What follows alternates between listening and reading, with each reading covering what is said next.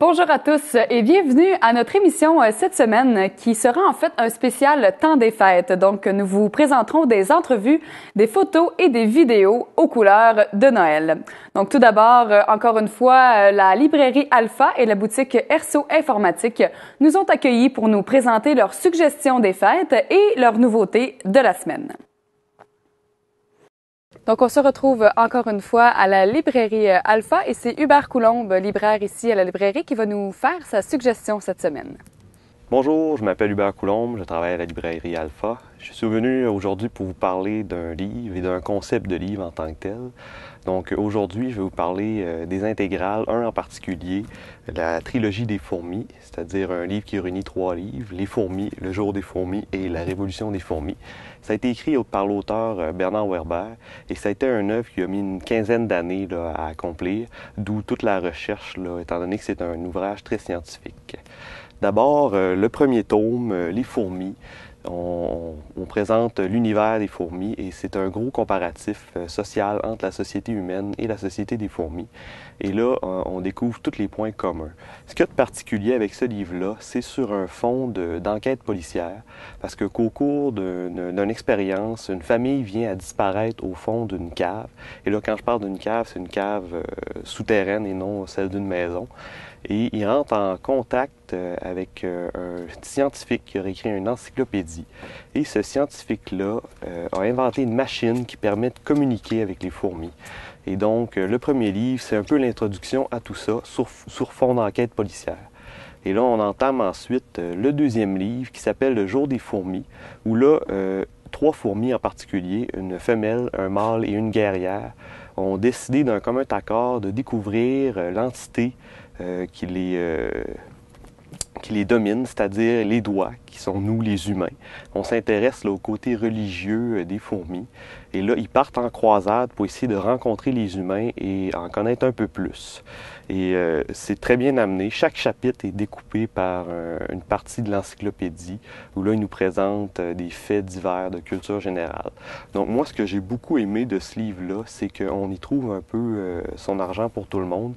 C'est-à-dire qu'il y a un côté policier avec l'enquête, il y a un côté scientifique avec le monde de la nature, et il y a un côté spirituel là, sur nous, notre place dans l'univers, notre importance, et nous comparer par rapport aux autres espèces.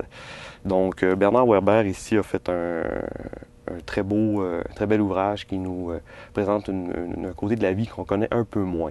Et bien sûr, je parle du concept d'intégrale aujourd'hui parce que pendant le temps des fêtes, c'est toujours intéressant de donner des livres, mais c'est pas nécessairement un cadeau qui va être très cher. Donc, aller avec l'intégrale, c'est de présenter l'entièreté d'un œuvre et ça permet de faire un cadeau un peu plus substantiel. Et ce qui est le fun des intégrales, c'est que ça se retrouve dans tous les dimensions de la lecture, comme ici dans les formats de poche, ou encore dans les romans policiers, on peut avoir des intégrales.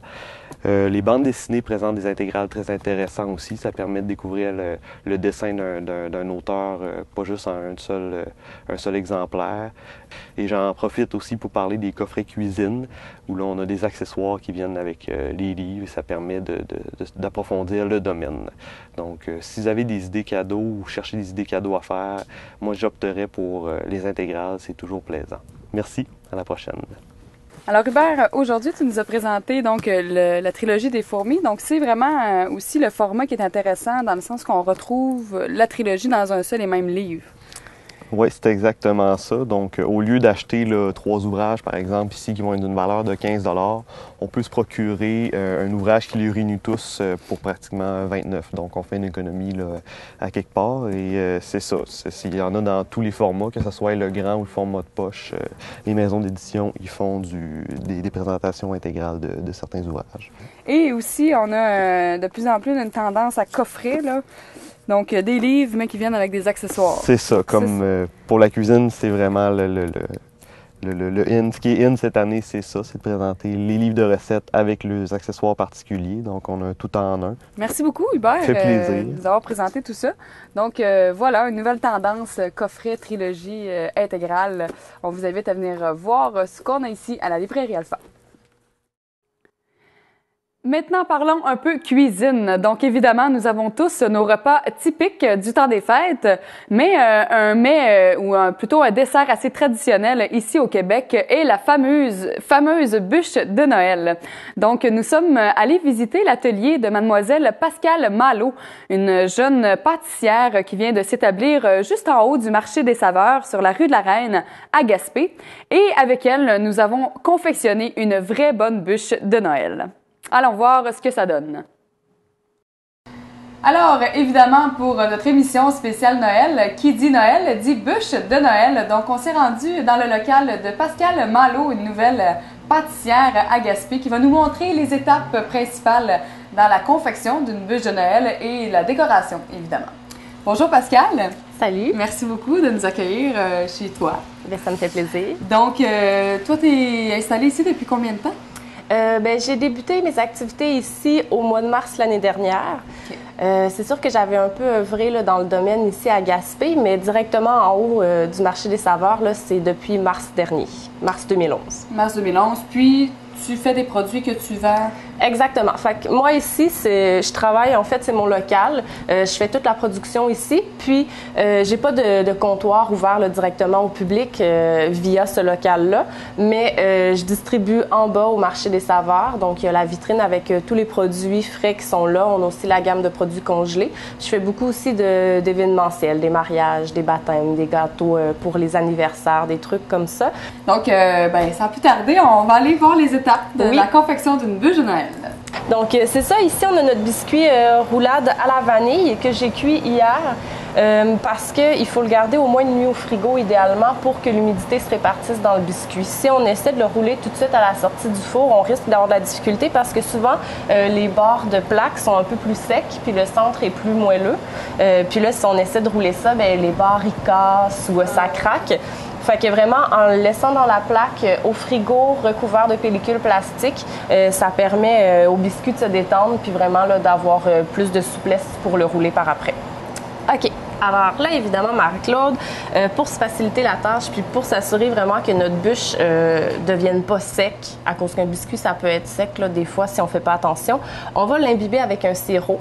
Je vais te montrer un petit exemple puis je vais te laisser le faire après. D'accord. Donc, avec notre pinceau, c'est pas compliqué. On va surtout sur les bords, comme ça, puis on imbibe légèrement. On fait tout le tour comme ça, puis un peu le centre aussi, mais le centre un peu moins parce que, comme je le disais tout à l'heure, ça a tendance à rester plus moelleux. C'est plutôt les côtés qui se dessèchent. Parce qu'en fait, c'est bien, non seulement ça aromatise le biscuit, mais en plus, c'est que ça lui permet vraiment de mieux se conserver. Fait que si on a à congeler notre bûche, là, parce qu'on veut la faire là, à l'avance pour être certain de ne pas être dans le jus juste avant les fêtes, bien, on peut la garder au congélo, puis avec ça, le sirop, bien, ça aide vraiment à ce que le biscuit ne se dessèche pas ou qu'il ne se fasse pas attaquer là, par la congélation. Là, après ça, j'ai ma poche ici qui est remplie de crémeux chocolat au lait. Le crémeux, dans le fond, c'est une variante là, pour toutes sortes de crèmes. On peut utiliser le glaçage là, de notre goût. Moi, j'aime bien ça parce que c'est comme un entre-deux entre la ganache puis la mousse. C'est-à-dire que tu as une texture qui est quand même légère, mais en même temps, c'est fondant. OK. Fait que moi, c'est ce que j'utilise. Puis en plus, je peux le travailler à la poche puis à la douille. Fait que ça fait quelque chose de plus régulier comme finition. Okay.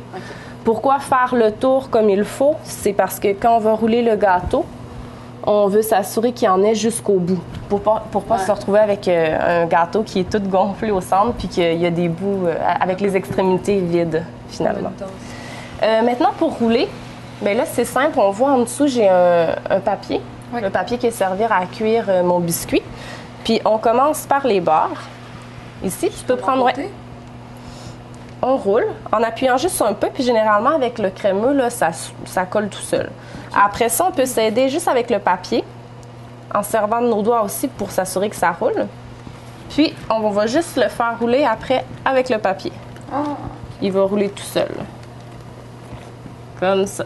Là, on va revenir en arrière pour vérifier que le papier n'est pas trop collé. Et voilà. Compliqué que ça. Non. Puis là, on va le ramener pour être certain que vraiment la jonction soit en dessous. OK. Avec une corne étant ce petit outil, on va aller s'assurer que la bûche est bien serrée. pour pas qu'il y ait de bulles d'air ou pour pas que ça fasse. Donc, on va porter comme ça en dessous. Comme ça, on ne se salit pas, on n'abîme pas la bûche. Puis, on va aller vraiment appuyer. Oui, exactement. Okay. On le referme. Puis là, si on ne veut pas décorer notre bûche tout de suite, on peut l'emballer dans du papier saran wrap, la pellicule plastique. Ouais. Puis on garde ça au congélateur jusqu'à ce qu'on ait besoin de la glacer. Ah ouais? Oui, puis ça se conserve très bien. OK. Bon, alors ici, Marc-Claude, on a notre bûche. Là, elle est un petit peu différente de ce qu'on vient de... Parce qu'en fait, ça, c'est un modèle que j'avais fait avant que tu arrives. Ah. Elle est un peu différente parce que, en fait, elle est lissée. Tu remarques que c'est pas le même glaçage qu'à l'intérieur. Ouais. C'est simplement un glaçage que j'ai remis. Moi, c'est une crème au beurre que j'ai parfumée avec de la pâte de praliné, étant donné que c'est une bûche pralinée. L'idée, c'est juste de bien aller boucher toutes les pores du gâteau. Parce que si on met notre miroir directement sur le gâteau, tout le miroir va se glisser dans les petites bulles, les alvéoles, puis ça va faire un miroir qui n'est pas régulier. Okay. Donc là, ici, j'ai mon miroir chocolat au lait. Il est environ à 30 degrés. Il ne faut pas qu'il soit trop chaud, parce que s'il est trop chaud, il va glisser à côté. Puis là, vraiment, on n'aura pas la finition qu'on veut. S'il est trop froid, là, ça va être le contraire. Le chocolat va cristalliser très rapidement, puis ça ne va pas couler uniformément, puis on va se retrouver avec des endroits qui ne seront pas bien glacés. Il faut beaucoup plus de miroirs qu'on en a réellement besoin. Puis là, je suis installée sur une grille de toute façon, fait que c'est pas grave, ça va couler. Puis je vais le récupérer après. Fait que là, on voit, le glaçage a coulé à côté, puis on va pouvoir aller placer ça au froid, puis récupérer le glaçage après. OK. Juste avant d'aller le replacer au froid, je vais placer ma bûche dans le plateau ici. Puis, je vais aller placer sur les côtés un peu de crumble comme ça. Puis ça va coller directement, puis ça va me faire une belle décoration. Puis en même temps, ça va ajouter encore là un petit peu de texture. Fait que là, l'idée, c'est qu'on va mettre une petite torsade. On vient placer du crumble comme ça. Bûche. Ah. Fait que là, ici, on a une bûche de décorer. Je vais la couper au centre, comme ça. On va aller couper aussi l'autre côté pour s'assurer que ce soit beau, puisque là, on voit le miroir a coulé. Ouais. Voilà. Et une belle bûche de prête. On a une bûche. Puis là, après ça, on peut s'arrêter comme ça, mais on peut ajouter d'autres décors aussi. Okay. Ça, on peut y aller à notre goût. Moi, j'aime bien, après ça, ajouter des morceaux de chocolat. Je trouve que ça fait un beau contraste. Ça nous fait un décor qui est un peu plus moderne. Ouais. Puis en même temps, ça fait encore des textures qui sont agréables à découvrir quand on mange la bûche. Fait que comme ça, on a notre bûche de Noël, puis on est prêt à recevoir toute la famille. Magnifique, merci. Alors nous voici avec le produit fini, donc de la création de Pascal Malo. Donc merci beaucoup, c'est vraiment super agréable.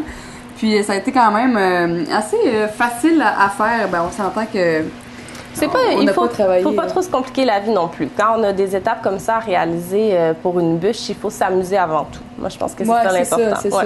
Donc, partez avec votre recette de base de biscuits, puis ensuite, vous pouvez vous amuser ou encore venir au marché des saveurs puis encourager notre belle Pascal, jeune entrepreneur qui travaille très fort.